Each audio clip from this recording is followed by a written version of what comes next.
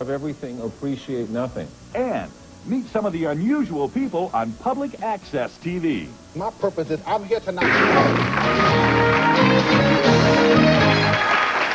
Would you like to be another Madonna? Or how about Siskel and Ebert? Or do you want your own talk show? Well, don't just dream about your big break. Go for it. It's television by the people and for the people. It's Public Access TV, where you can start your own show with just a little money and a lot of guts. Take a look. Introduce the show. Hi, welcome to Cooking with Steve and Derek. Did James Brown ever record a record with the Chipmunks? I don't know. What if he did record a record with the Chipmunks?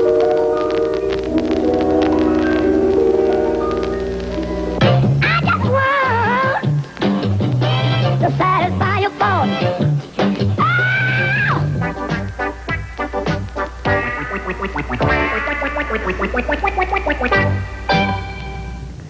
This movie, it was entertaining. And like a phoenix rising from the ashes of Public Access, I, Victoria Looseleaf, am destined to become the deconstructionist Ed Sullivan of the 90s.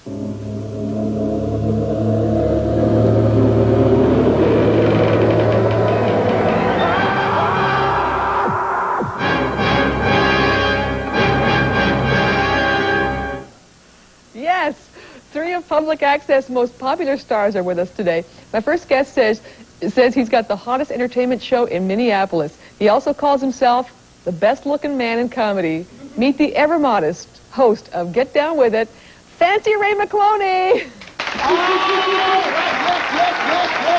thank you.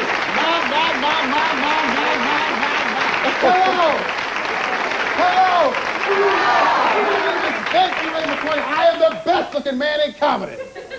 Let me tell you the story of Fancy Ray, the most beautiful man in comedy today. When I was born, the moon didn't rise. Only the stars came out and lit up the skies. And by the time I reached the age of 5, my mom said I'd be the prettiest man alive. I knew I'd be a success, and I did knock on wood. Here I'm on Jenny Jones, and ooh, I look good.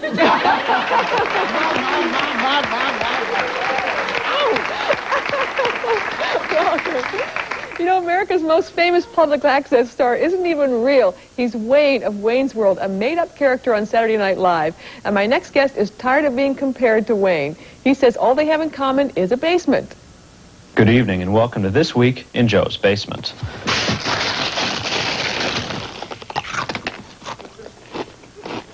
I'm Joe, and this is my basement. Welcome the man in the basement, Joe Winston. Hi, Joe. Welcome. And my next guest describes herself as Tammy Faye with a 5 o'clock shadow, a television evangelist with a difference. God bless you. It is so good to come back into your home one more time to share God's all-inclusive love. Meet TV's first transsexual Christian preacher, Sister Paula Nielsen.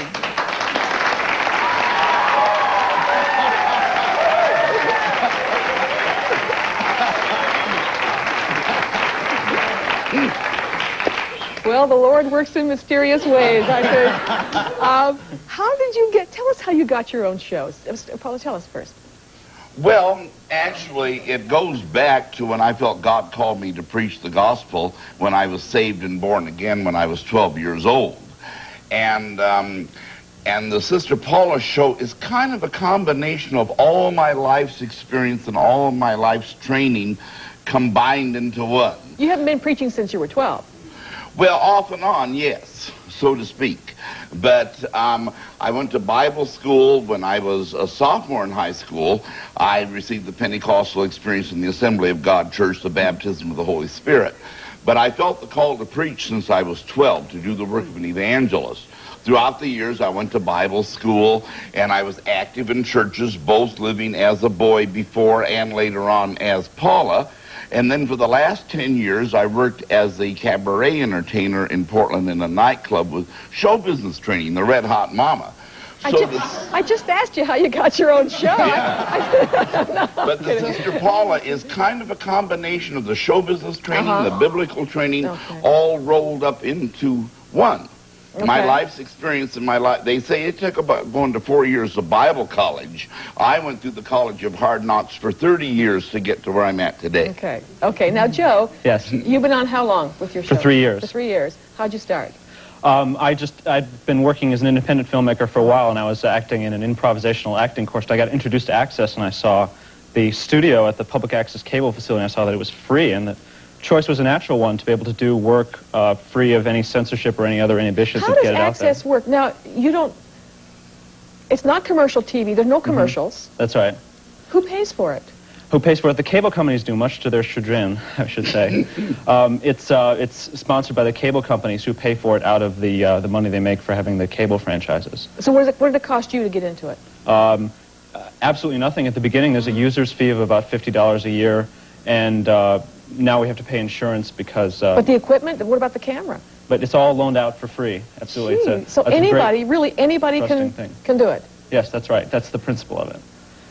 Fancy, do I call you fancy or, I don't know. Oh, you can call me fancy, you can call me handsome, just don't call me late for my beauty appointment. Woo! Now, your show is kind of a variety show. It's an entertainment talk program, the hottest entertainment talk show in the Twin Cities. It features the biggest and brightest names and talent personalities. Well, let's take a look at your show. Oh, please. Watch this. Oh, you're going to love this. Please, untie the rope. I have an apple here, and I know how to use it. You'll feel like a pig on a spit. Oh, man, you must know what I like.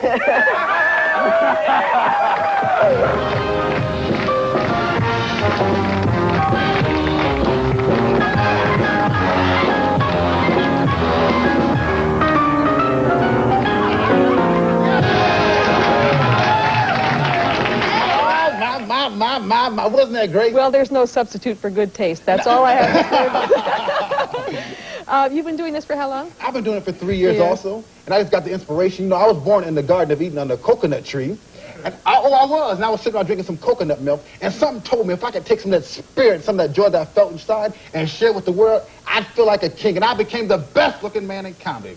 That for most people, that would have been more than enough. But for me, it was only the beginning. And I had another call to go spread the joy in this TV show. So it was beauty plus beauty equal beauty. Now we're on the citywide, nationwide, even further. Oh, my. I'm excited here. No, your shows are very, very different. Joe, your show is kind of a... Well, we have a clip of it, but describe your show. How would you describe it? Well, I think, actually, you came up with a pretty good description. I was shown in the pre-production notes of Gary Larson's Far Side, made into television. I think that describes our political views, at least, pretty well. We take on a different subject from week to week, and we employ whatever serious or comic approaches seem appropriate to that particular topic. So sometimes you have a message in your show. Just some question that interests us, like what do people really think about race relations, or do people actually believe in UFOs or something like that? Let's take a look at one of your a piece from your show. Watch this. Okay. Invited me to dinner. Oh, thanks for coming. I'm really happy that I wanted to get to know you better and see you around all the time, and you look like a fascinating woman. Thanks. You embarrass? I'm kind of shy, and compliments make me embarrassed. I'm sorry. Thanks, but I'm. You should get used to it. I'm glad you asked me. This is nice. So tell me about yourself. What do you do for the company you work for? That's great. I love it. We're going to take a break and come right back with our cable access stars.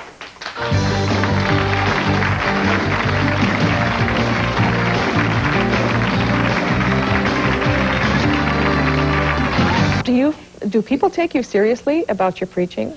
Well, when they first watch my show, they're flicking through the channels. The channels with a clicker. And of course, when they see me, I would venture to say 98% of them stop.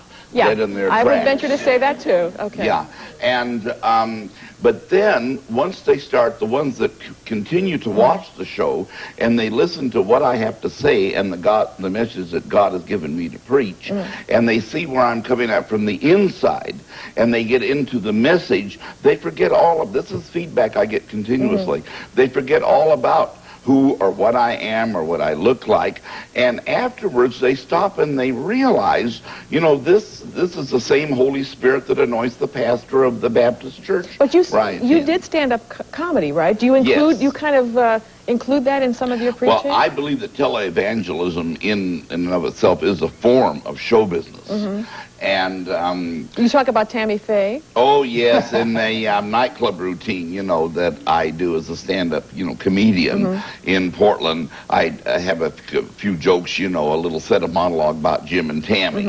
For example, they're producing a new movie, Children of a Looser God, and they've written a new book, you know, why ministers do more than lay people, you know, that type of thing.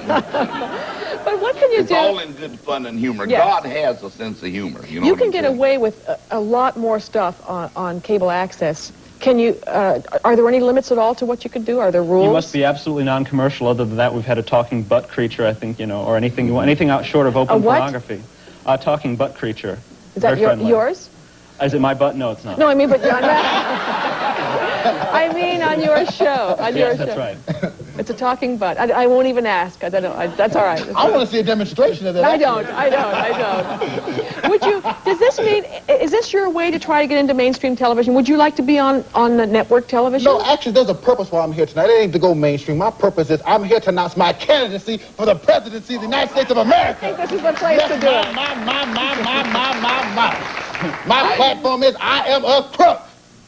Well, An honest one. I tell you. You want to run for I'm vice gonna run for president? president because I could save the country money and be the president and the first lady all All right, Joe, let me ask you this. Would you like to be also on mainstream television? I would like to do this for money and quit my day job. Yes, I would. You don't have any idea how many people watch you, right? No, cable access has no mechanism for determining viewership. But you get fan mail? But yes, we do get Do fan you all mail. get fan mail? Absolutely. I got one that came to you, Joe. Can I read a little bit of this? Absolutely, everything but the postscript. Yes, the postscript is not readable. Dear Joe, every time I see you on your show, my body explodes with goose pimples and I get very horny when I see you. You are so hot. Your wit and charm overwhelm me. My measurements are 38, 26, 36, and I watch you over and over to fill all my sexual fantasies. Do you get letters like this? I think I'm going to broadcast my show in Chicago. Shows where sometimes not the people who try the hardest who get the most extreme responses, perhaps. So you feel yourself getting better. How have you gotten better since you've been on the air? Well, I've gotten better in a lot of ways. I think the production value has improved. We got a fantastic crew back in Minneapolis who work on the show. Also, I've just improved. There's so many different elements that come together. I've got great sponsors. I got my friend here, Ed from Variety Beauty Supply, who drove all the way down from Minneapolis to come and see me. They came to see me today. They drove all the way from Minneapolis. They didn't stop. I think he still has to use the bathroom right now. He didn't stop. And You got any advice for me? Any advice for you? You interview people on your shows. Give me some advice. My advice is you should make me your co-host. I think that would be good advice. You know. We have to break.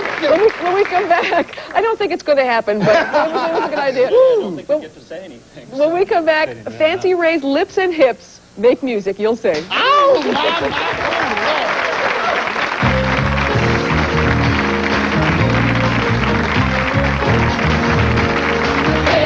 Ladies and gentlemen, Fancy Ray McCloney!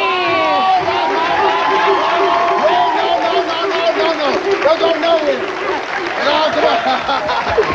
All right, Jenny. Me and you are going to shake it, bake it, and fake it. Can you take it? I can fake it. All right, y'all have a good time.